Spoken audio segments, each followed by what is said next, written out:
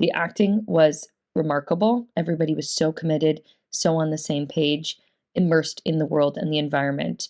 And I thought this piece allowed the space for me to really take in all of the environment, all of the set dressing, going back in time while not being overly indulgent or overly precious about it, which I really appreciated. Really immersive into his emotional state. So we took that roller coaster with him, seeing what he's seeing, justifying these actions, but also us being unable to stop him created some anxiety and anticipation in the piece that I thought was really brilliantly executed. There was such a sense of longing and like melancholy looking back on the past and being haunted and feeling uh, just general pain in this. I think it was really dynamic looking at something that could be just like generally spooky and just taking it and making it something more dynamic and more complex. This writing was very well done. It was very natural. Um, where you took the story made sense, but at the same time, I didn't know where it was always going. There was still an element of surprise that kept the story engaging and fulfilling. And once again, this main actor, he was just he was very talented, and it really brought the story to life. Wow, this feels like I'm dropped in the middle of a series, limited series, mini series, whatever you want to call it. Really like the feel of this a lot.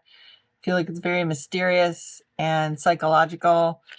I'm not sure who exists and who doesn't, and who died and who didn't, but I feel like it's a metaphor based on what this guy is choosing to live like. Given the writing too, which is great. You're about to cross the line between ignorance and violence. And then by closing your eyes, you've become a dangerous man.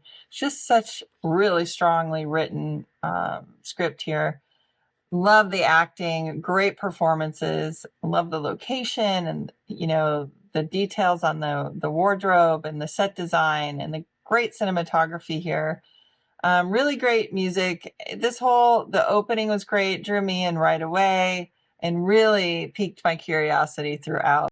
This is a man who's gone mad, a man kind of having this Fight Club moment of uh, talking and having a conversation to what I presume to be Death himself, as he has this dark spirit that exists within him that makes him do these heinous acts.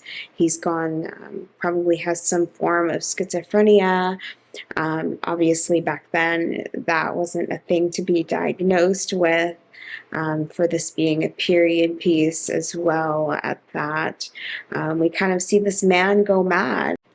Death kind of forewarns him, knowing that death is going to come to him as he makes comments of, this is the last conversation we're going to have together. Therefore, they have these moments of foreshadowing his death while as he speaks to death himself.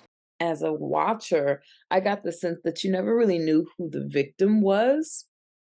At any given moment, you thought it was this, and then it was this, and then it was that. Um, it was a really great visualization of guilt eating away at him, um, potentially because of how he neglected his wife, which led to her suicide. And he clearly blames himself, whether he's expressed this outwardly or not, or come to terms with it. And this guilt is haunting him, and it's affecting the way he treats every person in his life, and affecting his life. With the guy in the top hat, who was obviously someone that works for him, I never got the sense of if this is a manifestation or a real person, and that kind of left me wondering: is this guy just in his mind? Because at the end, when he greets the woman that works for him, she walks by as if she didn't see him at all and doesn't acknowledge him. So I feel like that gave a hint, an inkling that this is a manifestation.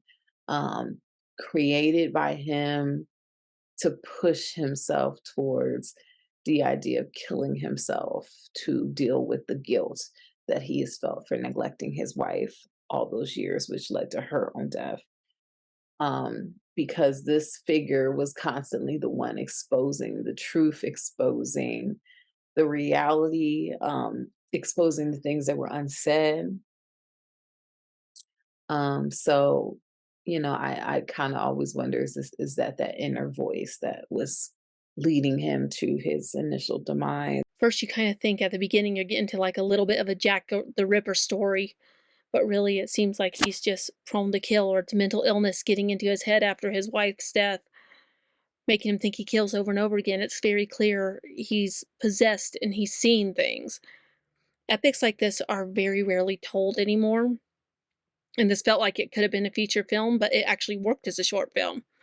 It was something that was really beautiful to watch and felt like an epic, and you really felt for the protagonist because he was a well-rounded character. You could feel his pain coming through the screen, which means it was fantastically written for that in order to happen.